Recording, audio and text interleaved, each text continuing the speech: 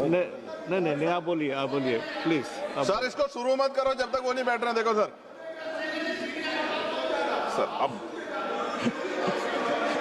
आप बोलिएगा प्लीज। इसको सर 20 सेकंड ज्यादा होगी, इसको आप संभाल लेना। धन्यवाद सभापति जी। मैं वित्त विधेयक 2026 सिर्फ आंकड़ों का मामला नहीं है, बल्कि ये सवाल है कि देश की अर्थव्यवस्था आखिर किसके लिए काम कर रही है, आम जनता के लिए, कुछ खास लोगों के लिए। महोदय, मैं इस विधेयक से सहमत नहीं, क्योंकि इसकी प्राथमिकता देश की असली जरूरतों से मेल नहीं खाती। और जगदम्बिका पाल जी अभी कह रहे थे गैस की किल्लत नहीं है। ये बात सच है कि नेताओं के यहाँ गैस की किल्लत नहीं है, लेकिन आम जनता के यहाँ गैस की किल्लत है। जब हम जाके देखें ग्रामीण क्षेत्रों में, तब हमें इस बात का एहसास होगा। सरकार कह रही है कि देश की अर्थव्यवस्था तेजी से बढ़ रही है, लेकिन अगर ऐसा है तो युवा बेरोजगार क्यों है, किसान कर्ज में क्यों और मजदूर को काम क्यों नहीं मिल रहा। माननीय वित्त मंत्री जी बताएं कि 7% जीडीपी ग्रोथ का सीधा लाभ देश के किस वर्ग की आमदनी में कितने प्रतिशत बढ़ोतरी के रूप में दिखाई दे रहा है। टैक्स व्यवस्था से बोझ किस पर और राहत किसको। सरकार कहती है कि टैक्स सिस्टम आसान किया गया है, लेकिन सच्चाई यह है कि ज्यादा बोझ उसी पर पड़ता है जो अपनी कमाई रोजमर्रा के खर्चों में लगाता है। टैक्स का मकसद सिर्फ पैसा जुटाना नहीं, बल्कि लोगों को राहत भी देना भी होता है। सरकार कहती है कि विदेश नीति मजबूत है, लेकिन क्या इससे महंगाई कम हुई, क्या इससे ऊर्जा सस्ती हुई, क्या पेट्रोल डीजल सस्ता हुआ। अगर हम सस्ता तेल खरीद रहे हैं तो उसका फायदा जनता को कम मिलेगा। महोदय, रुपया केवल एक मुद्रा नहीं, ये देश की आर्थिक ताकत और आत्मविश्वास का प्रतीक है। आज स्थिति यह है कि लगातार डॉलर के मुकाबले रुपया कमजोर हो रहा है, जिसके कारण पेट्रोल डीजल गैस सब महंगा हो रहा है। माननीय वित्त मंत्री जी बताएं कि रुपए की गिरावट को रोकने के लिए वित्त विधेयक 2026 में कौन से ठोस कदम उठाए गए हैं। क्या कोई स्पष्ट रोड मैप है जिससे रुपया स्थिर और मजबूत हो सके। महोदय, महंगाई पर आंकड़ों में राहत, लेकिन घर के बजट में दबाव है। सरकार कहती है कि महंगाई नियंत्रण में है, जबकि मौसमी के जनवरी 2026 के आधिकारिक सीपीआई डेटा के अनुसार खुदरा मुद्रास्फीति 2.75% और खाद्य मुद्रास्फीति 2.13% रही। और कच्चे तेल की कीमतें अंतर्राष्ट्रीय बाजार में उतार चढ़ाव करती, लेकिन भारत में कीमतें हमेशा ऊंची रही, उसका लाभ जनता को नहीं मिला। बढ़ती गैस सिलेंडर की कीमत हर गरीब और मध्यम वर्गीय परिवार की चिंता कारण बनी हुई है। पहले नोटबंदी की लाइन और फिर ऑक्सीजन की लाइन, सिलेंडर की लाइन। क्या इस सरकार ने देश की महान जनता को लाइन में लगाने का ठेका ले लिया है। आज पिछले कुछ दिनों से बेमौसम बारिश हो रही, जिसकी वजह से किसान की फसल खराब हो रही है। माननीय वित्त मंत्री बताएं कि बेमौसम बारिश से प्रभावित किसानों को समयबद्ध और पर्याप्त मुआवजा देने के लिए इस वित्त विधेयक में क्या ठोस व्यवस्था की गई है। महोदय, एमएसएमई क्षेत्र भारत की अर्थव्यवस्था की वास्तविक रीढ़ है। छोटे उद्योग की सबसे बड़ी समस्या जटिल ऋण प्रक्रिया, समय पर भुगतान, डिजिटल संक्रमण की लागत, बड़ी कंपनियों से असमान प्रतिस्पर्धा और बाजार तक पहुंच। क्या इनमें से किसी समस्या का समाधान इस विधेयक में निर्णायक रूप से लिया गया है। माननीय वित्त मंत्री जी बताएं कि वित्त विधेयक 2026 में ऐसा कौन सा बड़ा कदम उठाया है कि एमएसएमई, ग्रामीण, गैर कृषि क्षेत्र और महिलाओं के रोजगार को निर्णायक गति दे सके। 5 मिनट प्राथमिकता दी जाए ताकि व्यापार और किसान को इसका लाभ मिल सके। सभापति जी, सरकार कह रही है कि आधिकारिक दस्तावेजों के अनुसार 2025-26 संशोधित अनुमान राज्य के घाटा जीडीपी का 4.4% है। फरवरी 2026 के आंकड़ों के अनुसार भारत की पर लगभग 200 लाख करोड़ का कर्ज है। माननीय वित्त मंत्री बताएं कि ये कर्ज किसके लिए है और उस पर ब्याज का बोझ कितना है। ये कर्ज देश के विकास के कितने काम आ रहा है और उससे उत्पन्न लाभ समाज किन वर्गों को मिल रहा है। नगीना लोकसभा में माननीय वित्त मंत्री जी बताएं इस वित्त विधेयक के नगीना क्षेत्र की सड़क और बुनियादी ढांचे के लिए क्या विशेष प्रावधान किए गए हैं। मैं मांग करता हूं कि नगीना क्षेत्र में राष्ट्रीय राजमार्ग नेटवर्क से प्रभावी रूप से जोड़ा जाए। विशेष रूप से नगीना, बिजनौर और मेरठ कॉरिडोर को प्राथमिकता दी जाए ताकि उद्योग और व्यापार पर किसानों को सीधा लाभ मिल सके। युवाओं के भविष्य के लिए नगीना में एक स्किल डेवलपमेंट सेंटर और उच्च शिक्षा संस्थान की स्थापना की जाए ताकि रोजगार के अवसर बढ़ सके। और विशेषकर उत्तर प्रदेश के नौजवानों के लिए रोजगार देने के लिए इस विशेष बजटीय क्या प्रावधान किए गए बताएं।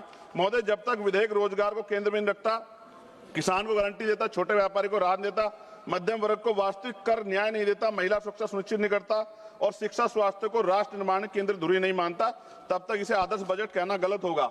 सभापति जी, पक्की नौकरियां खत्म है, आउटसोर्सिंग पर नौकरियां है। क्यों ना कहा जाए कि बहुजन विरोधी सरकार है। सभापति जी, विमुक्त और घमंतु जातियों के सशक्तिकरण के लिए इस बजट में क्या विशेष प्रावधान है। दिव्यांगजनों के सशक्तिकरण के लिए इस बजट में क्या विशेष प्रावधान किया गया है। पुरानी पेंशन का लाभ आप क्यों नहीं देना चाहते। प्रमोशन में रिजर्वेशन SC ST OBC कर्मचारी अधिकारी क्यों नहीं आप देना चाहते। सारे सरकारी स्कूल को बंद करके गरीबों के बच्चों के शिक्षा के दरवाजे बंद करने वाली सरकार गरीबों की हितैषी कैसे हो सकती है। डबल इंजन की सरकार ने 2022 में सर वादा किया कि हम किसानों की बिजली माफ करेंगे और उनका कर्ज माफ करेंगे, लेकिन हमारे यहाँ सोने के तारे में उत्तर प्रदेश में बिजली आती है, गरीब आदमी उसका बिल नहीं अफोर्ड कर पाता।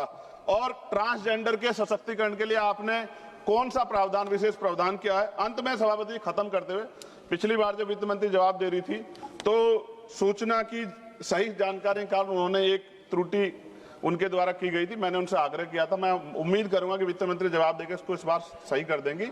आपने मुझे अवसर दिया, इसके लिए धन्यवाद। जय भीम, जय भारत। धन्यवाद जी। मान thank you sir, thank you sir. नहीं, आप बोलिए प्लीज। सर इसको शुरू मत करो जब तक वो नहीं बैठ रहे। देखो सर अब आप बोलिएगा प्लीज। इसको सर 20 सेकंड ज्यादा होगी, इसको आप संभाल लेना। धन्यवाद सभापति जी। मैं वित्त विधेयक 2026 सिर्फ आंकड़ों का मामला नहीं है, बल्कि ये सवाल है कि देश की अर्थव्यवस्था आखिर किसके लिए काम कर रही है, आम जनता के लिए, कुछ खास लोगों के लिए। महोदय, मैं इस विधेयक से सहमत नहीं, क्योंकि इसकी प्राथमिकता देश की असली जरूरतों से मेल नहीं खाती। और जगदम्बिका पाल जी अभी कह रहे थे गैस की किल्लत नहीं है, ये बात सच है कि नेताओं के यहाँ गैस की किल्लत नहीं है, लेकिन आम जनता के यहाँ गैस की किल्लत है।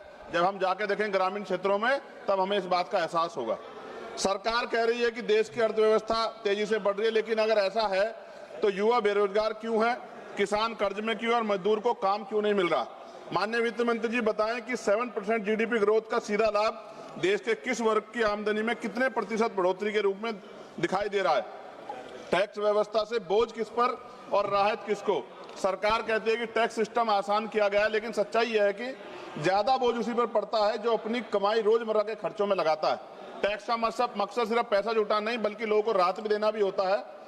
सरकार कहती है कि विदेश नीति मजबूत है, लेकिन क्या इससे महंगाई कम हुई, क्या इससे ऊर्जा सस्ती हुई, क्या पेट्रोल डीजल सस्ता हुआ। अगर हम सस्ता तेल खरीद रहे हैं तो उसका फायदा जनता को कम मिलेगा। महोदय, रूपा केवल एक मुद्रा नहीं, ये देश की आर्थिक ताकत और आत्मविश्वास का प्रतीक है। आज स्थिति यह है कि लगातार डॉलर के मुकाबले रुपया कमजोर हो रहा है, जिसके कारण पेट्रोल डीजल गैस सब महंगा हो रहा है।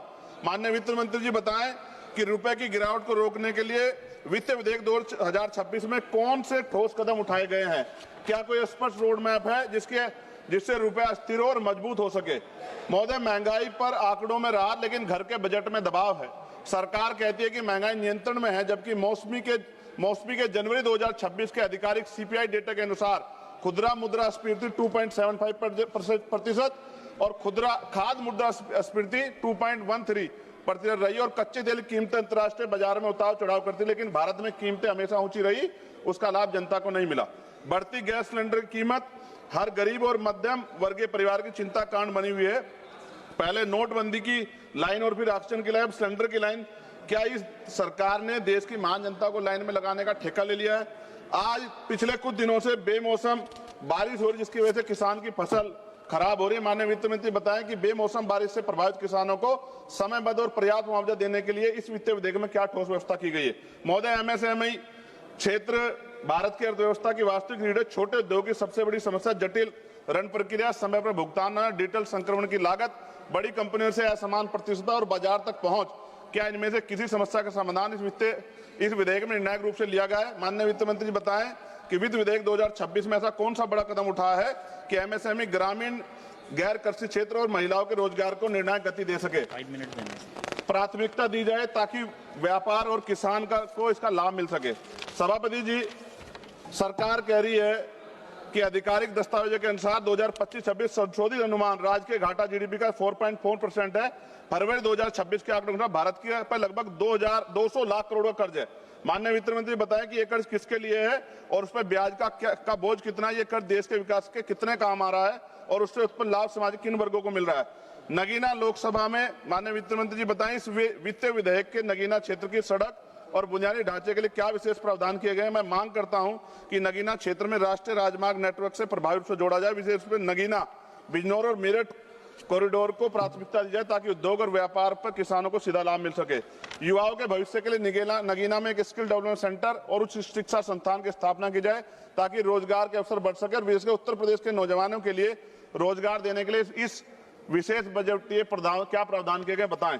महोदय, जब तक विधेयक रोजगार को केंद्र में रखता, किसान को गारंटी देता, छोटे व्यापारी को राहत देता, मध्यम वर्ग को वास्तविक कर न्याय नहीं देता, महिला सुरक्षा सुनिश्चित नहीं करता और शिक्षा स्वास्थ्य को राष्ट्र निर्माण केंद्र धुरी नहीं मानता, तब तक इसे आदर्श बजट कहना गलत होगा। सभापति जी, पक्की नौकरियां खत्म है, आउटसोर्सिंग पर नौकरियां है, क्यों ना कहा जाए कि बहुजन विरोधी सरकार है। सभापति जी, विमुक्त और घमंतु जातियों के सशक्तिकरण के लिए इस बजट में क्या विशेष प्रावधान है? दिव्यांगजनों के सशक्तिकरण के लिए इस बजट में क्या विशेष प्रावधान किया गया है? पुरानी पेंशन का लाभ आप क्यों नहीं देना चाहते? प्रमोशन में रिजर्वेशन एससी एसटी ओबीसी कर्मचारी अधिकारियों क्यों नहीं आप देना चाहते? सारे सरकारी स्कूल को बंद करके गरीबों के बच्चों के शिक्षा के दरवाजे बंद करने वाली सरकार गरीबों की हितैषी कैसे हो सकती है?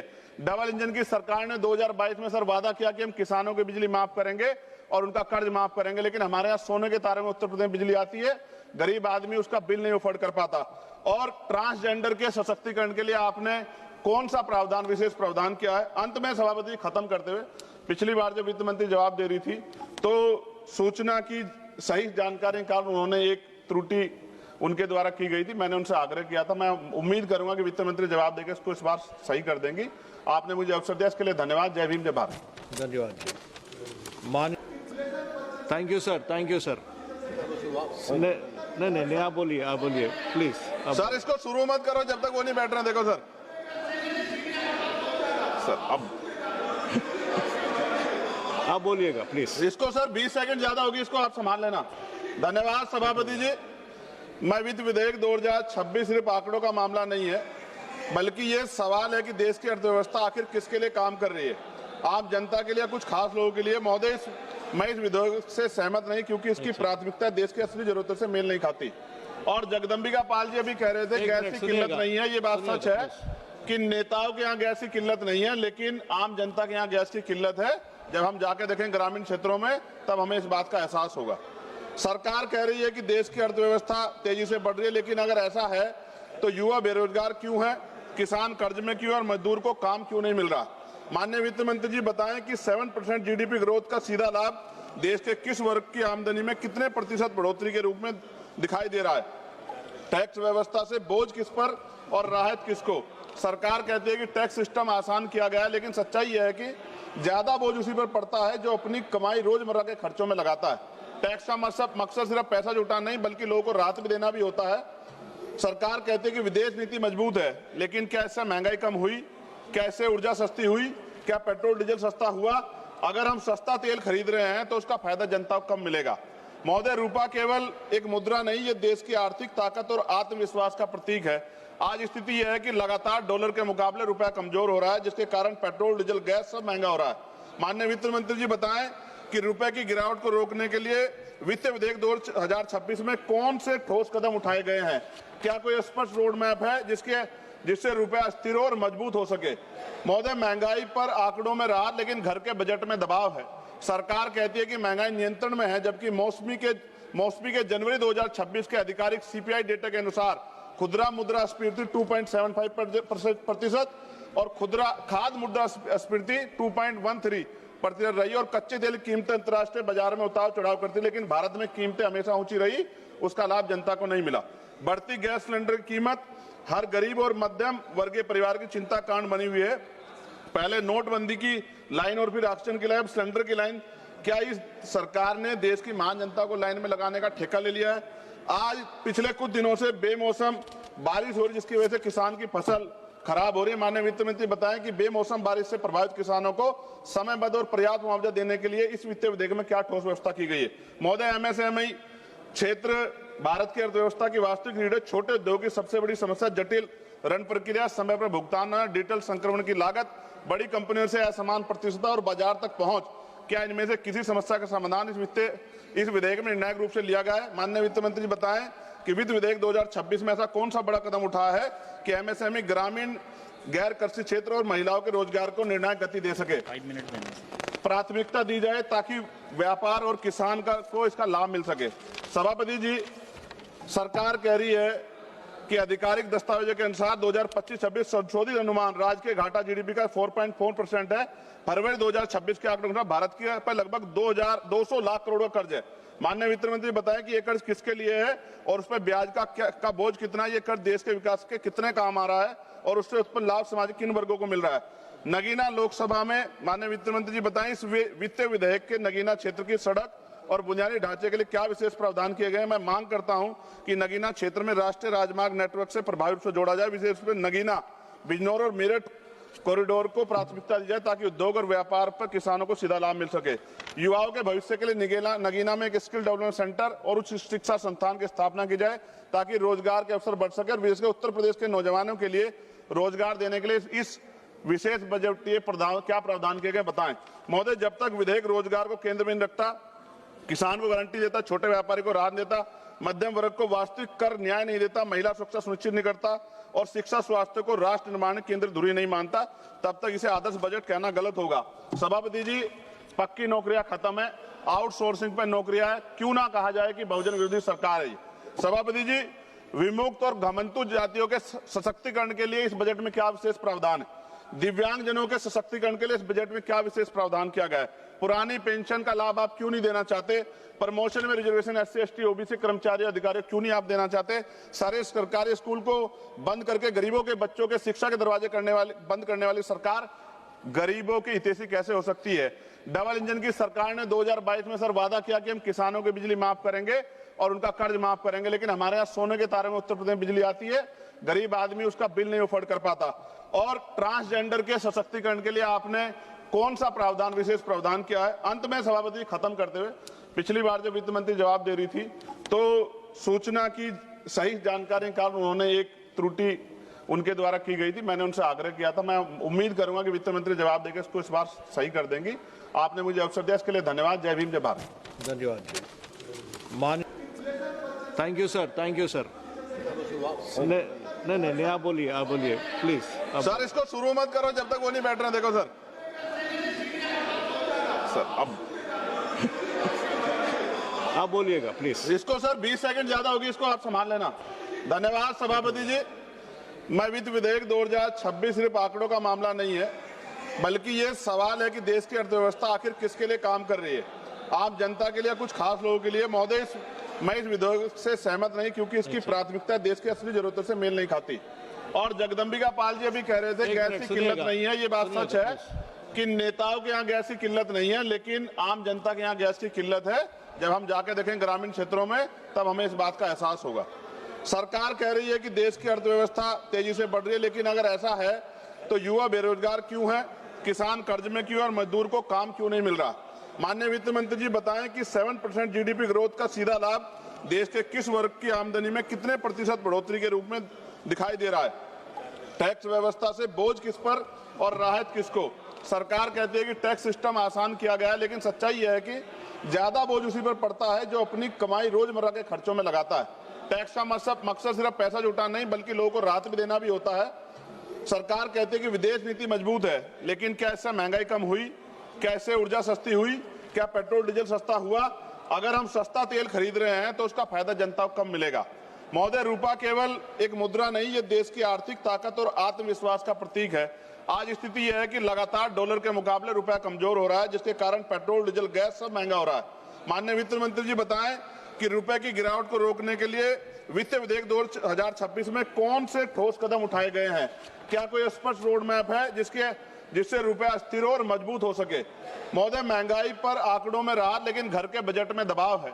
सरकार कहती है कि महंगाई नियंत्रण में है, जबकि मौसमी के जनवरी 2026 के आधिकारिक CPI डेटा के अनुसार खुदरा मुद्रास्फीति 2.75% और खाद्य मुद्रास्फीति 2.13% रही और कच्चे तेल की कीमतें अंतर्राष्ट्रीय बाजार में उतार चढ़ाव करती, लेकिन भारत में कीमतें हमेशा ऊंची रही, उसका लाभ जनता को नहीं मिला।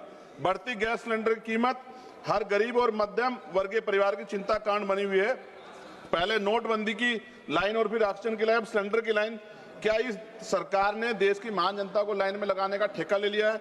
आज पिछले कुछ दिनों से बेमौसम बारिश हो रही, जिसकी वजह से किसान की फसल खराब हो रही है। माननीय वित्त मंत्री बताएं कि बेमौसम बारिश से प्रभावित किसानों को समयबद्ध और पर्याप्त मुआवजा देने के लिए इस वित्तीय विधेयक में क्या ठोस व्यवस्था की गई है। महोदय, MSME क्षेत्र भारत की अर्थव्यवस्था की वास्तविक रीढ़ है। छोटे उद्योग की सबसे बड़ी समस्या जटिल ऋण प्रक्रिया, समय पर भुगतान, डिजिटल संक्रमण की लागत, बड़ी कंपनियों से असमान प्रतिस्पर्धा और बाजार तक पहुंच।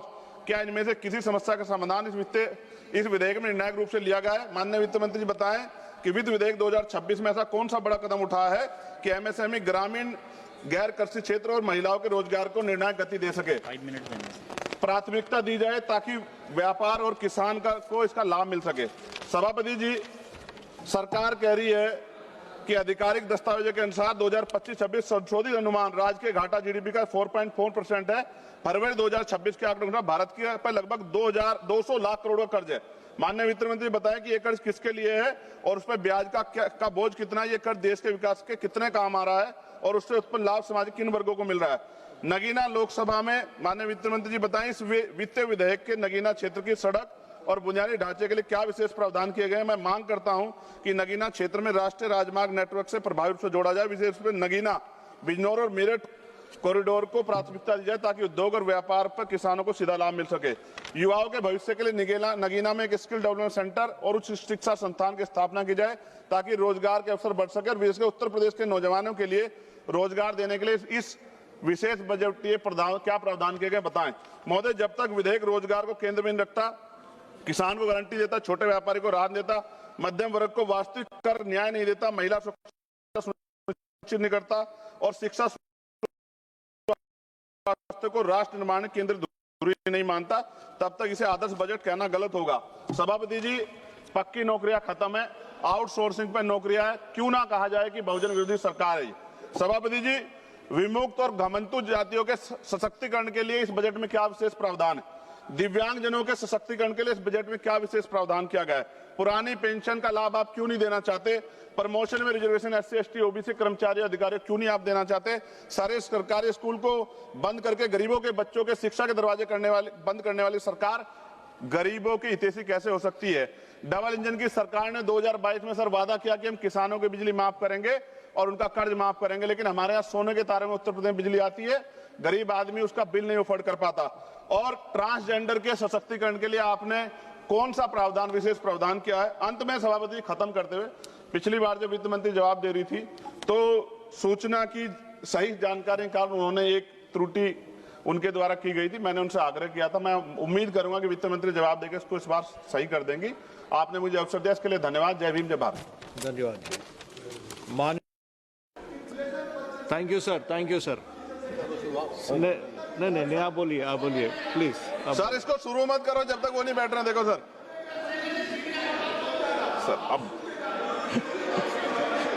आप बोलिएगा प्लीज। इसको सर 20 सेकंड ज्यादा होगी, इसको आप संभाल लेना। धन्यवाद सभापति जी। मैं वित्त विधेयक 2026 सिर्फ आंकड़ों का मामला नहीं है, बल्कि ये सवाल है कि देश की अर्थव्यवस्था आखिर किसके लिए काम कर रही है, आम जनता के लिए, कुछ खास लोगों के लिए। महोदय, मैं इस विधेयक से सहमत नहीं क्योंकि इसकी प्राथमिकता देश की असली जरूरतों से मेल नहीं खाती।